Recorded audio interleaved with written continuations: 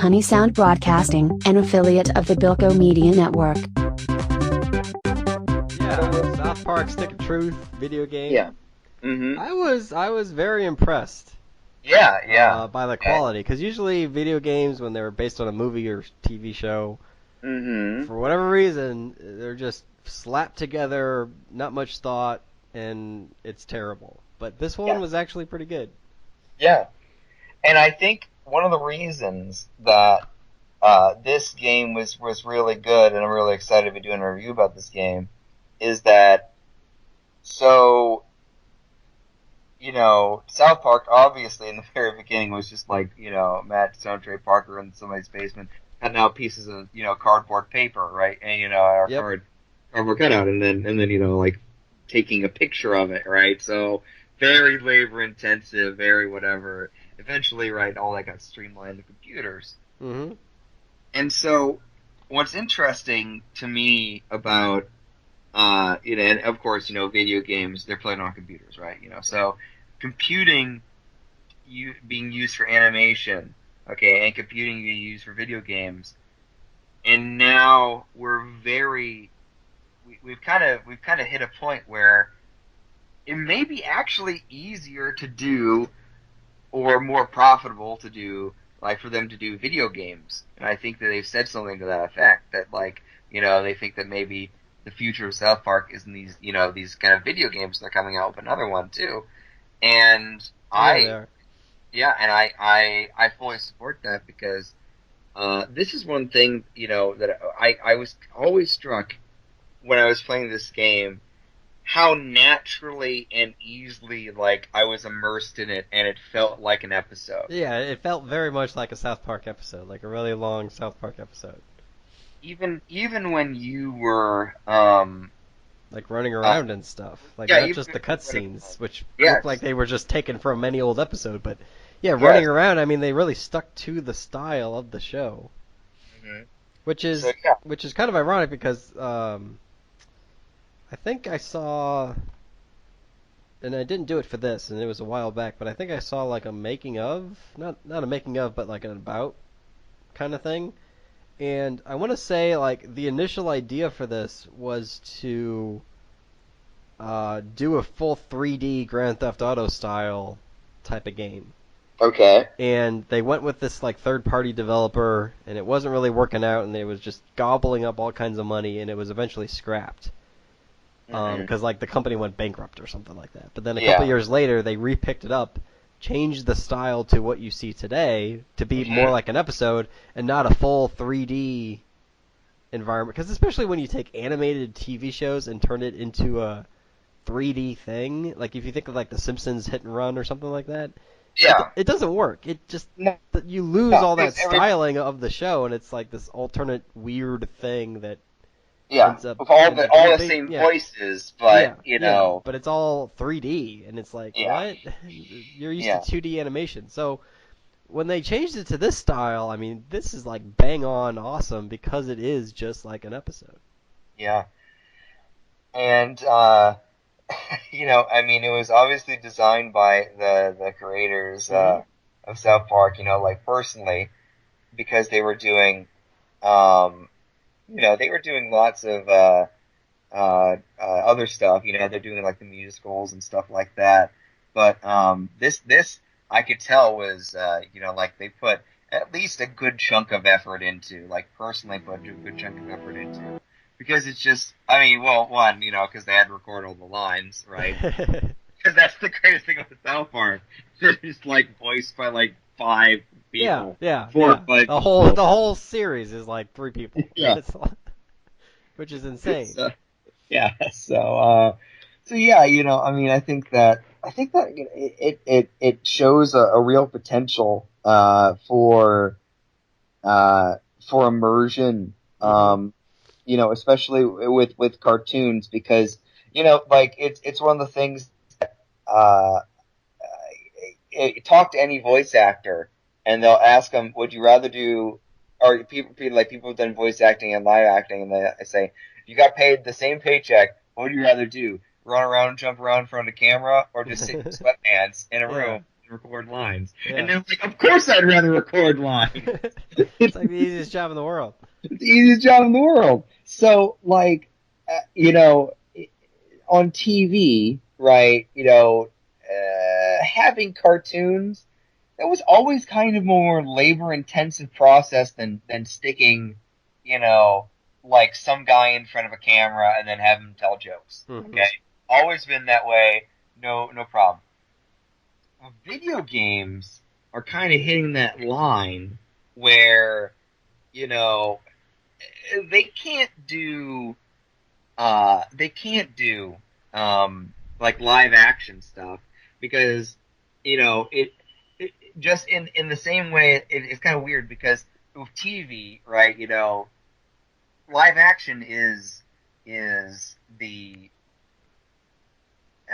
cheapest way to do stuff, and making that something that looks like live action on a computer is one of the most expensive things ever, right? Yes. Computationally and money-wise, right? Yes. So, but the stuff that it's a weird flip because computers can do the South Park animation and do the South Park animation, no problem, absolutely no problem. Because it's 2D. I mean, there's not much to it. And everything's like paper based, so it's like you don't even need that breadth of like detail and color and like everything is meant to look like construction paper. Yeah. So I think that what's going to happen maybe is that we're going to maybe see more video gamey or not video gamey but like cartoony games. More I mean, Wind Waker was kind of ahead of its time in a lot of respects, I think. Because go back to any game from the day Wind Waker came up, and it looks like garbage. Looks like garbage. Like, sorry. I agree. Wind Waker was a beautiful game for its time. Mm-hmm. It wasn't even in HD, but my God, it looked stunning. There was nothing else like it, and it was that very cartoony feature. And I think you're right. Like, cartoony type games are way easier to make than like a real live action like Grand Theft Auto or something like that. Yeah. Where you're trying to be as realistic as possible. Mm-hmm. That's why Grand Theft Auto took like 10 years to make of Grand Theft Auto 5. South Park they probably did this in a weekend or something. Right. Yeah. And I mean, Grand Theft Auto is a beautiful game. Don't get me wrong. And it's probably one of the most realistic games. Like, in terms of visual fidelity, right? Mm-hmm. It's one of the most beautiful and realistic games. Well, that's what they were going for. I mean, that was half of it right there. It was trying to be a realistic Los Angeles. Mm-hmm. But what is it? The style of South Park though is so it translates so well into video games, and because video games are a kid's thing, and like South Park is always the strongest when it's like the kids and like how the kids are interacting and like kids being kids, right? And, that's what I've always. And then of course like the government comes in and aliens, right? Like that's South Park, right? Yeah. It starts so kind of mundane and silly. It starts so and like the kids are just doing something so super like innocent. And, yes. Like the kids would think it's they're just making believe or all that, but it's really like a secret government like alien attack, something like that. And that always happens in South Park. I like it. I mean, and I like in the beginning where it's they're obviously playing medieval whatever in 2016, so they're like I found out on Twitter that Kyle said a raven told you that.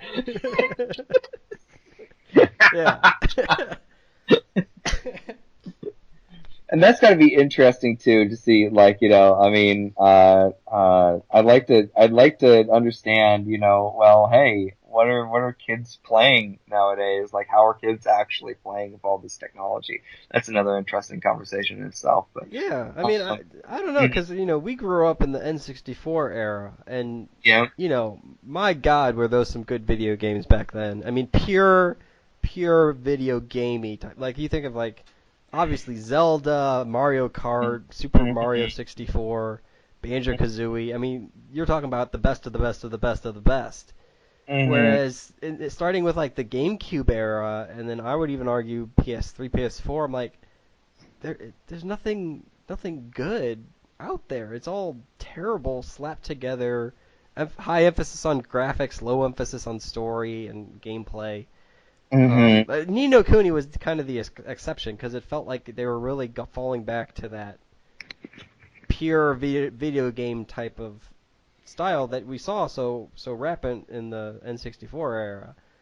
But, you know, what are kids playing today? I don't know. They all seem to be playing like that Minecraft or the Candy game on your phone and Candy Crush, yeah. It's like, how is this? I don't get it because none of that seems fun to me. I think that like the appeal of Minecraft is that it is much more fun as a social activity, and kids are socializing over it. Like kids are like, you know, now on their PS4 headsets, you know, playing it with their friends who are in their houses, right? And they're 8, right? You know, like that's new, right? You know, that used to be you got into, you know, the online co-op whatever thing, you know, when you were 13, you picked up Halo and like, blah, blah, blah, blah, blah, you know, but now it's, you know, it's like, 7-year-olds and 8-year-olds, right? So, I mean, yeah, so, I mean, and Minecraft is, you know, pretty harmless, I think, in terms of, stuff, but, it's still too violent for my taste, but for, like, but anyway, stick to truth, though. I mean, if you think about how this game played out, you know, this is a good video game. It's an RPG type style, but you know, I think they did a pretty good job with the storyline and the gameplay and the interaction. It just everything clicked, and one of the best games I played for PS3. It's definitely, I don't think, a game that has a whole lot of replayability. That's if I can knock. Yeah, I don't see myself going back and reliving the story anytime soon. But you know, for like, so I've always been interested in these, you know, like story, you know, the merging of gameplay and story, and I think this did it really well. One thing that I wonder about though is that, you know, if you want you know, do you want a game that feels good to go through once, feels really like you know, gameplay and story wise, you know, they mesh together. You know, you want that, but at the expense of that, you can only go through it once, just in the same way that, I mean, I guess that's more like just a book. You can't read a book over and over and over again and expect it to be as exciting. That's so, the first time, yeah. Yeah, right.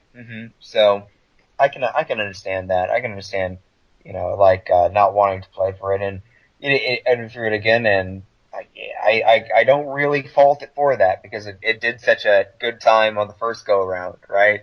You know, and it was one thing I think I actually could criticize it for is the absurdly low level cap. Like, you were leveled up like 3/4 of the way to the game, you were max level. You know, to play through anything, everything. Yeah, I mean, I saw that too because like about halfway through, like you said, halfway through the game or whatever, like none of the badges I was earning, none of the little like swords or anything, like none of that mattered because I already had something that was far superior. Right. You just wail on someone with like your mega attack or whatever and kill them all, and then just wail on them with your mega attack and kill them all. So like collecting all these weapons and everything, it's like I don't know why I'm doing this. Yeah, but you know it was funny, you know, how they explained like combat in the beginning. It's like, no, you have to wait your turn, you know. Yeah. You know, well, that goes back to the whole like innocence of what the kids would set up if they were real kids. But right. It's kind of like a hilarious social commentary on all that because that's how video games work, unfortunately. But then to your point, that's how they explained it, and that's exactly how kids would explain it. Yeah, exactly. Yeah, so it does feel pretty immersive, and I like how you don't talk. You know, you're a silent protagonist. You know, and but your superpower is the ability to get lots of Facebook friends. Yeah. But I'm really excited for the next installment or whatever because this one's gonna be this new video game is gonna be about like the superheroes, right? Hmm. Is it is it a direct sequel or is it just a flat I out don't know. new I mean, game? if they might. I don't know if it's a direct sequel or not. How did this game end? It was like Debbie. No, it was like what was it? Kenny. He was like Kenny was like a secret agent or something. like And a zombie in the instant. I don't know. I didn't really understand the ending. I thought the ending. Yeah, I mean the ending I was didn't kind of make disappointed by the ending. I was expecting something really good and grand and epic, but it just kind of. I wanted, you know what I wanted for the ending? I wanted a musical number, right? Yeah, I that would be a very South Park type of ending, you know? yeah, that would definitely be a very South Park ending. Just have a musical number at the very end or whatever, yeah, and you can just, press A, do the can. So yeah, no, I think that they could have ended it a little better, but overall, I mean, it was really interesting, just the feeling of like because this is one of the very few games. This game is giving me the feeling where like I don't real I there's a minute or two where like I'll forget that I'm playing a video game, but I'll still be controlling it, Right. you know. And so that right there, I think, like this kind of skips across the pond of like video game story nirvana, you know. That's an interesting point. Do you think sometime in the future, and probably it's probably more coming around the corner than you think, Yeah. that episodes are gonna turn into this like almost choose your own adventure, where episodes will quote unquote air, and you will play through episodes, but it would be just like this video game where you're making various decisions, and then that Oh yeah, results in the yeah. outcome of the various episodes. Well, you already kind of see it, with people who get really like into whoever they romanced in Mass Effect, right? They'll write big long blog posts about my Mass Effect boyfriend choices, whatever, right? So is that going to happen? If that can happen to like a show like True Blood, where you can like make character X hook up with character Y or character Z, and you're like, oh no, I'm totally, yeah, if it's Twilight, right? You could have two endings, Team Jacob and Team Edward, right? Right. So, if that's gonna happen. Yeah, I totally think you're right.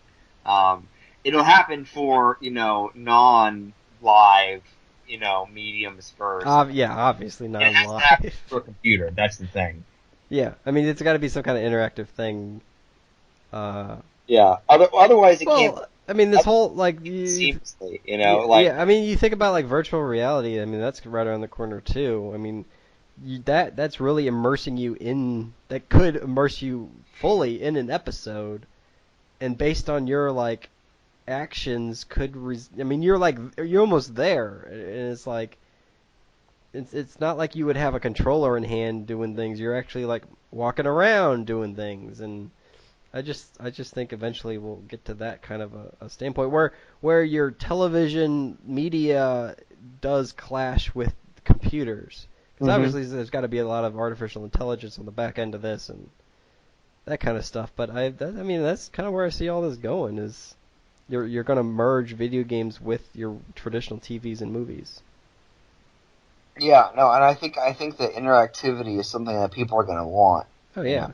So that's something that people are going to want to have. They're going to. Because I mean, if you think about traditional TV, what do? We plop in front of the couch and stare at a box. It's completely passive. Yeah. It's completely passive. Whereas, again in the future, you almost flip the model completely, where you are so immersed in this world that you are almost a character in the show. You know?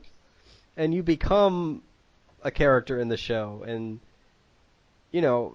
at first it might be choose X or Y, and then depending on that something happens. But I see it eventually where you evolve to be the actual character walking around interacting with these people, and your story is going to be completely unique 100% to somebody down the street, quote unquote, watching the same show or something like that. Like your story is going to be almost its own kind of timeline kind of thing, and your season is just the way you want it to play out kind of thing.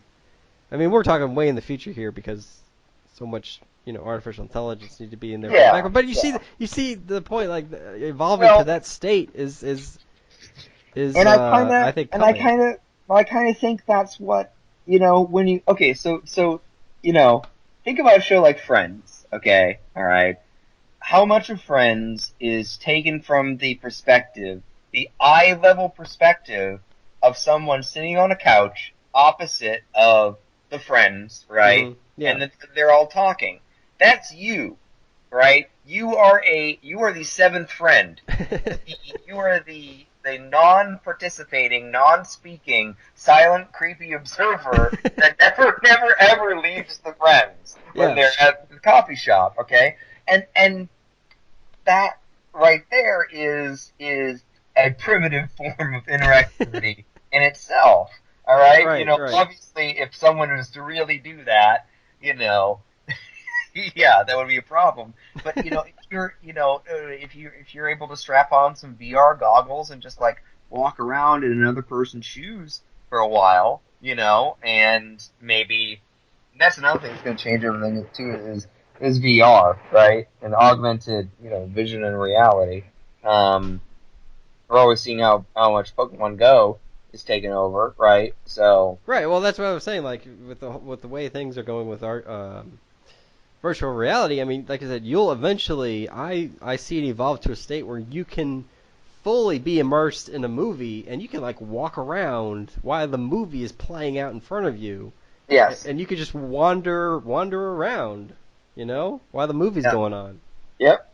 And almost be a character in the movie. And once you hook it up to like I said, artificial intelligence and all that, like the lead character could start like asking you questions and you can respond in real time and affect the way the movie plays out. Yeah.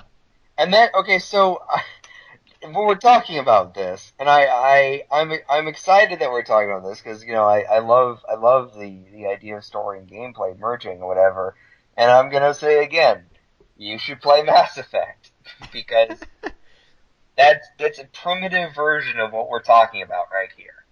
Speaking of like virtual reality and augmented reality, do you know anything about the HoloLens? Microsoft? No, I don't. What is this HoloLens? It is insane. And I can't believe that this technology is already here, but it is. You should definitely look up like a demo of it because it's insane. I've seen it. It's where you can see like a 3D model floating in midair. Yeah, but it's more than that because it's like you can stick a TV streaming feed like on a wall and it will just stick there like it's in real life as you walk around the room. And someone at AT&T said they were playing around with it because they get like all the new stuff.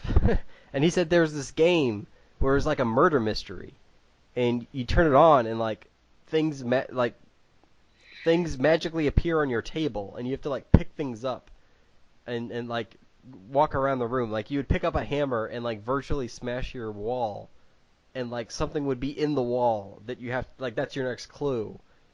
And that's interesting. That kind of like immersion is insane because now you're dealing with real world, like a real world room, but the video game is magically popping up all over the place. Just as if it was live in the room. That's insane to me. Yeah. No, I totally agree. I mean, it's Pokemon Go, right? I think is the first of this is. I mean, it made Nintendo stock price jump stupidly by 33%. Yeah. All right, and people didn't even know that it was even Nintendo. I know. It's like Nintendo's making $0 off of this, and you bought Nintendo stock. What's wrong with you? So yeah, like I mean, that is going to be remembered as like one of the first things that Yeah, in the augmented reality space, because if you compare, remember when we were at CES and we did virtual reality, and like it was cool, but I don't really see that taking off because you're completely blocking yourself from the real world. And so that becomes very dangerous, especially when if you're going to like walk around or something, or if you're like in a public space. Like, do you really want to shut down your visuals and all sensory details to the real world to go into this virtual world? Probably not. But augmented reality, you get both, and that opens up so many windows of what you can do. You know, like you talk about Pokemon, like if you have this like HoloLens, like Microsoft thing, like it's a visual thing, so you could have like a real Pikachu following you around everywhere you go, you know, just like in the video game. Every time you turn around, there's Pikachu. So here's my question. All right, imagine that you have a soldier, okay, and he has maybe like two like guns on turrets or something, like, and he's just walking around, and he's got like a 360-degree vision thing. And so as he just walks past like a place, and if anything comes out, looks like it's a threat, the computer just spins the guns around and goes, just gets them, or whatever. Like, you know, that's augmented reality too. You know, I mean, seeing that, and I mean that's kind of like you know drone killing almost or whatever, but like. But yeah, you know, I mean, augmented reality, I think is going to be, well, I mean, I think there's going to be lots of social things that are going to come out of it that aren't going to be so great.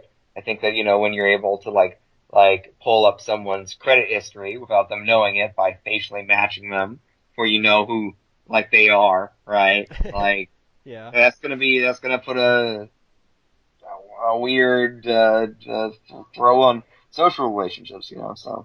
Yeah, Facebook already knows who you are because you upload a photo and it automatically tags you, which is crazy. Yeah, that's really scary. The facial recognition technology. Yeah, that's one of those things that like I'm not really a big fan. I'm not crazy about that either. Because like, remember, I mean, this was 2 years ago when we drove from Phoenix to Kansas City.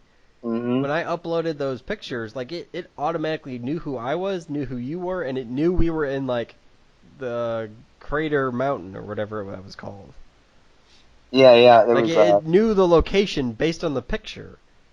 And it's just like crazy stuff like that is just well, that's because scary. Pictures contain XGIF or something information that records location, GPS location. Yeah, my camera doesn't record GPS, so. Or it records something about the location where you are or something. So, I mean, no, it found that based on the background. Oh, really? Because other people have tagged that picture before. You know what I mean? Oh. So, like, for example, if I take a picture of the Eiffel Tower, how many Eiffel Towers are there in the world? Where people have already pre-identified, this is me at the Eiffel Tower. So Facebook, I mean, this is true. Facebook has an algorithm that can auto detect if it can match your picture with a location that's already been tagged. That's how it recommends that location to tag. Oh, jeez. Okay. Because it knows where you are without GPS coordinates. Which is really scary.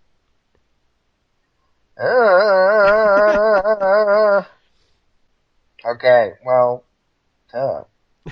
that's a depressing note to end on. But I mean, do we have anything more to talk about? About the stick of truth? We kind of went on a really big tangent there. Yeah, we did. We really did. I mean, but it was a good one. Yeah, I don't know. It was a good one, and I mean, you know, we're not here to give a synopsis of the game. No. We're here to review it, you know, and to talk about it and stuff. Yep. So yeah, I mean. Yeah, so, good game. I liked it. It's real fun. This has been a presentation of Honey Sound Broadcasting, an affiliate of the Bilko Media Network.